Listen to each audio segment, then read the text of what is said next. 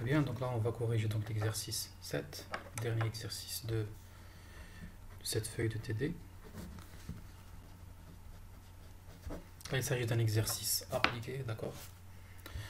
Dans une réaction chimique impliquant deux composés A et B, alors on sait que chaque minute 20% du composé A se transforme en B, alors que seulement donc 12% du composé B se transforme en A. D'accord, aucun autre produit, aucun autre composé n'est produit de la réaction. D'accord, c'est-à-dire il y a juste une réaction entre A et B seulement. Alors au départ, on a 800 g de A et 200 g de B. On compose AN. AN c'est la masse du composé A à l'instant N, ou bien à la fin de la nème minute. C'est la même chose pour BN qui modélise le composé B à la fin de la nème minute. Très bien, donc première question, justifier pourquoi on a cette relation entre AN, la suite AN et la suite BN. Là il s'agit d'une suite. Le N c'est le nombre de minutes, d'accord. Le N modélise le temps, si vous voulez. Et AN et BN c'est la masse de chaque composé. Très bien, donc là on commence par la première question. Très bien, donc là déjà on a donc deux composés A et B. D'accord. Alors combien? Donc on a 20% du composé A, il va se transformer en B, et il y a un pourcentage de 12% de B qui va se transformer en A. D'accord. Donc si on va à l'instant N plus 1, alors à N plus 1, là il y a une diminution de 20%. A c'est AN moins 20 sur 100 de AN. C'est ça ce qu'on appelle une diminution de 20%. Mais en même temps, on a une augmentation de 12% de... Là, 12% de B va s'ajouter à A. Donc plus 12% de B. Donc la même chose pour Bn. Là, Bn plus 1, il y a une diminution de 12%. D'accord. Mais il y a une augmentation, donc le B gagne 20% de A. Le 20% qu'on a retranché ici, on va l'ajouter ici. D'accord. 20% de A va vers B. D'accord. 20% de A va vers B, donc c'est plus. C'est bon, donc on fait les calculs. Donc là c'est 0,2. 1 moins 0,2 c'est 0,8. D'accord. 1 moins 20 sur 100 c'est 0,8, donc c'est 0,8 AN. Là c'est 0,12 tout simplement. Bn. Bn plus 1. Donc là on va commencer par 0,2. 20%, 20 sur 100 c'est 0,2 AN. 1 moins 0,12. 1 moins 0,12 c'est 0,88. Et on a notre relation de récurrence. D'accord. Donc deuxième question. Alors calculer A1, B1, A2 et B2. D'accord. Alors on sait déjà, on a déjà A1 et on a déjà A0 et B0.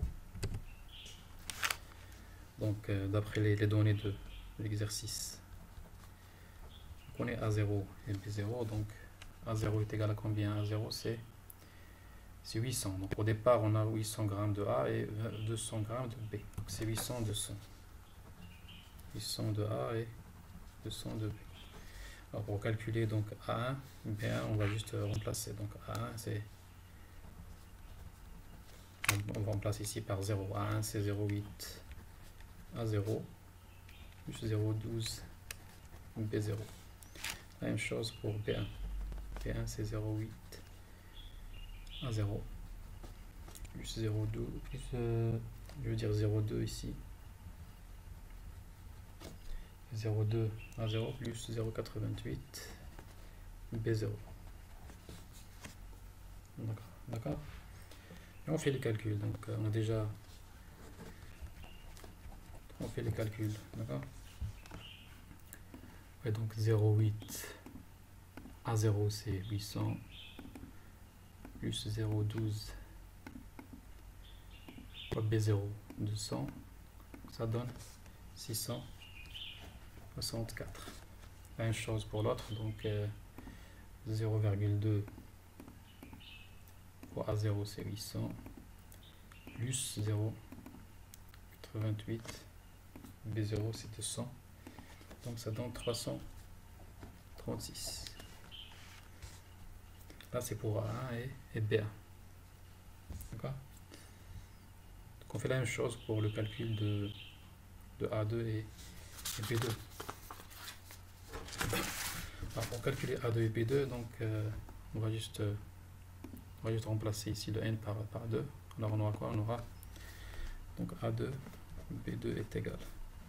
Alors A2 c'est 0,8 A1 plus 0,12 B1.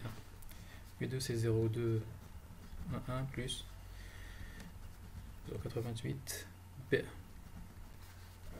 On remplace par les valeurs qu'on a trouvées, d'accord?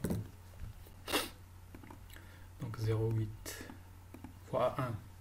A1 on a trouvé donc 664, d'accord? Plus 0,12 fois B1, on a trouvé 336. Donc ça donne ce nombre-là, d'accord? Ça donne 14 288 divisé par 25 est égal à 571,52. Et donc la même chose ici pour l'autre nombre, donc 0,2 fois A1 664 plus 82 fois B1 336. Donc ça donne 10 112 sur 25. Valeur c'est exact. 428,48.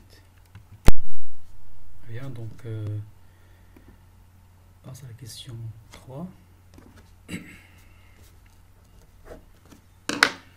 La question 3, donc c'est une démonstration par récurrence. On cherche à montrer que AN plus BN est égal toujours à 1000, d'accord? La somme des deux composés, la masse des deux composés, c'est toujours égal à 1000. C'est comme si on a une conservation de masse. Alors on va d'abord vérifier pour A0 et B0. Donc pour n égale à 0. Alors A0 plus B0, on a déjà A0 c'est 800 plus 200 est égal à 1000.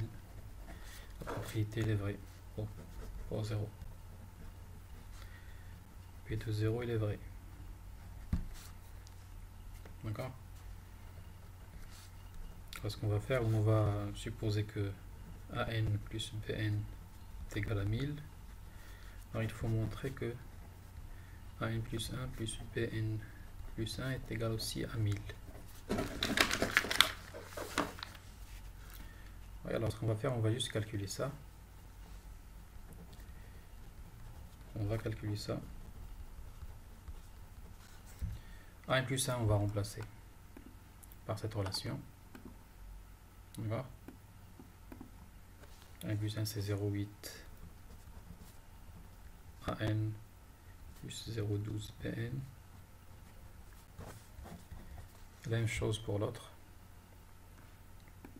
La même chose pour l'autre, on a remplacé AN, là on remplace encore, on place BN.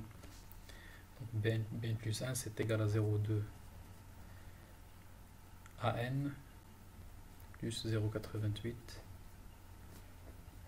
BN. On fait le calcul, donc 0,8 AN plus 0,8 AN c'est 1 AN, ou bien c'est 1, 0,12 BN plus 0,88 BN, ça donne 1 BN ou bien BN. Et on sait déjà que AN plus BN est égal à 1000, donc ça c'est égal à 1000. Là on a montré quoi? On a montré que AN plus 1 plus BN plus 1 il est égal aussi à 1000. C'est-à-dire que la propriété P de n plus 1, il est aussi vrai. Il est aussi on a supposé que AN est vrai, on a montré qu'AN plus 1 il est vrai. Donc on a démontré, donc on a répondu à la question. Question 2.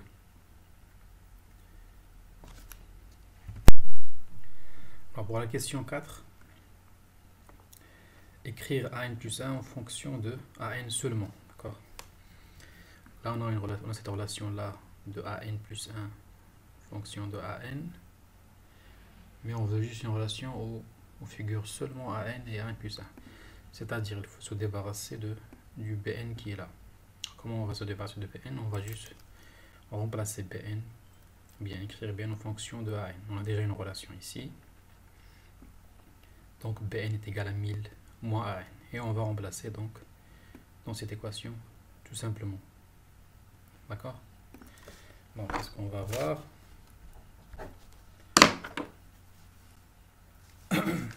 Question 4. Donc on a déjà AN plus 1 est égal à 0. Ouais, donc 0,8 AN plus 0,12 PN. D'accord. On va remplacer le Bn par quoi? On va le remplacer par 1000 moins AN. D'accord. Car le AN Bn est égal à plus Bn est égal à 1000. C'est bon, on va faire les calculs. Donc là, ça va donner quoi? Si on fait les calculs, donc 0,8 moins 0,12 AN. On développe ici, on fait le calcul 0,8 moins 0,12 AN, ça donne. Oui, ça donne. Alors 0,8 moins 0,12 dans 0,68. D'accord? C'est 0,68 AN. Et là, c'est 0,12 fois 1000, c'est 120. D'accord? Ça, c'est la relation de AN plus 1 en fonction de AN.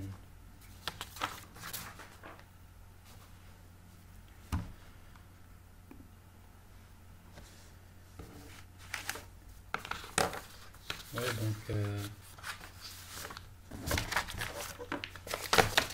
question 5.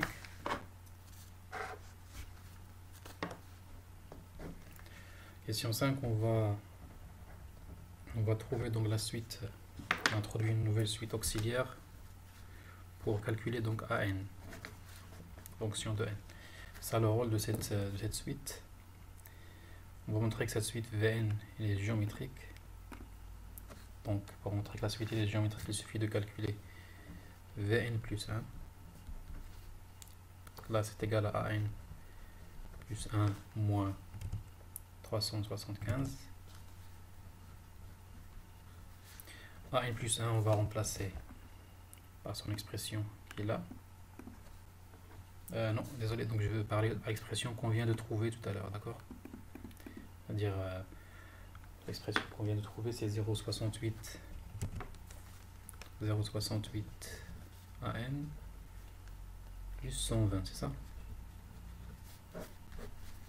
Moins 375. Là, on a remplacé un plus 1 en fonction de AN.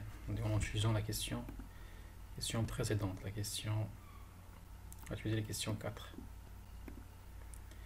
Donc on fait les calculs. Alors 120 moins 375, ça donne 255. D'accord? C'est moins 255. Alors là, on cherche, on factorise par 0,68, donne AN moins 255 divisé par 0,68. On a factorisé par force, donc là, il ne faut pas oublier de diviser par ça. Ça sera une factorisation exacte. Donc 255 divisé par 0,68, ça donne 375.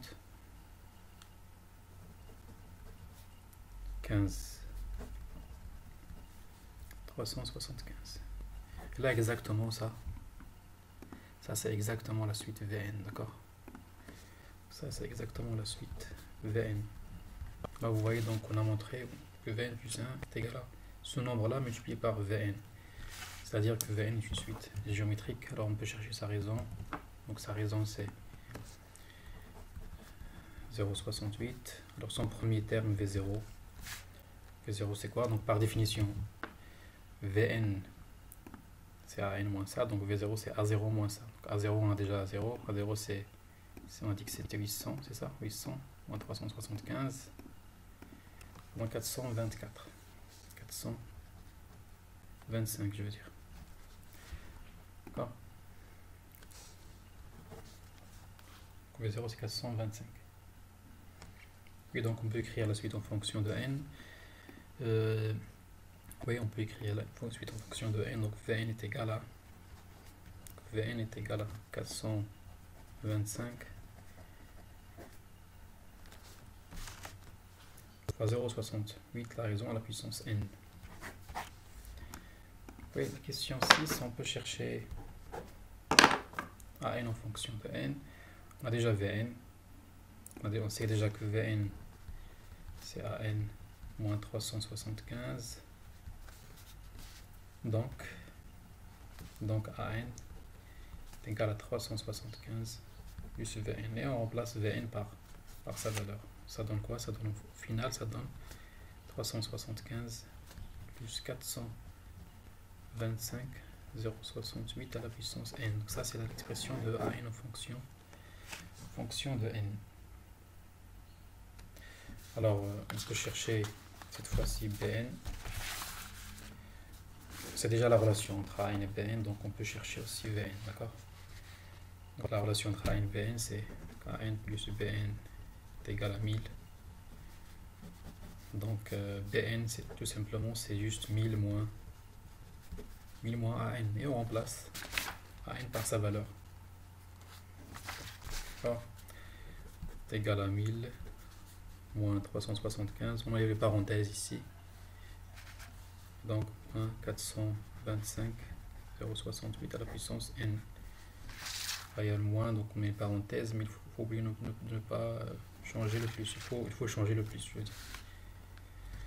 Très bien, donc 1000 moins 60, moins 305, ça donne 625, d'accord?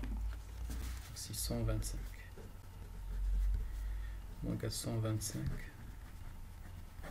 Ça, c'est Bn en fonction de n. Là, vous voyez, donc on a trouvé Bn et an.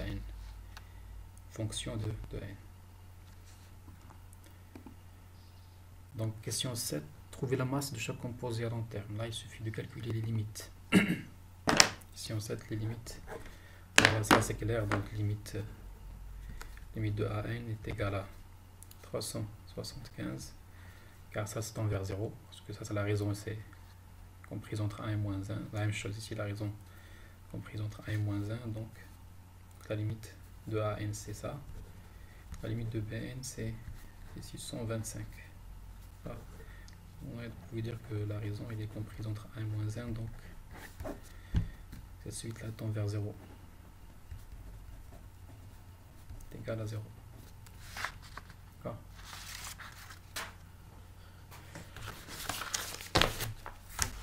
Oui. Donc cette suite tend vers 0, suite géométrique d'horizon entre moins 1 et 1 strict.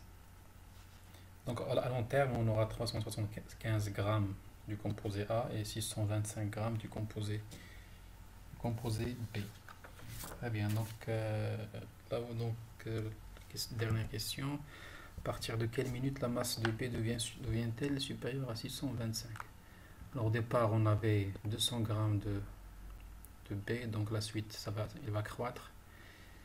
Il va tendre vers 625. Donc à partir d'un certain moment, il va sûrement dépasser 424. Alors on va chercher cette minute-là à partir duquel ça dépasse 624. Alors sa limite c'est 625.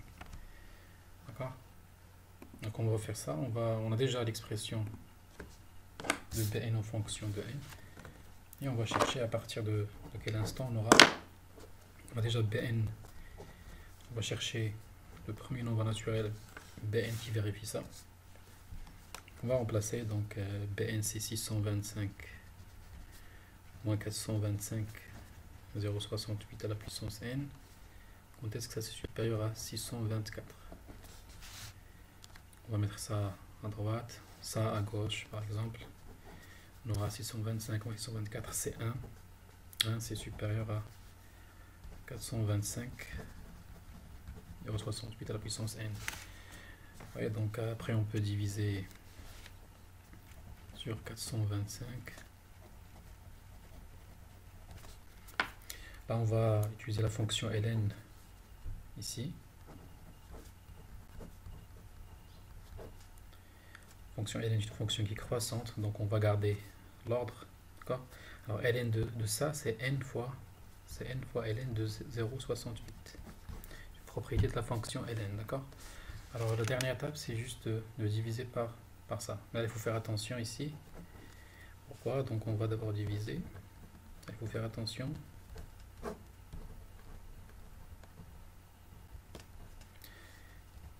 Là il faut changer le signe. Ce signe là on va le changer. Pourquoi? Parce que ce nombre là est négatif. Parce que ln il est négatif sur l'intervalle 0, 0, 1, d'accord. Ln d'un nombre x entre 0 et 1 c'est un nombre négatif.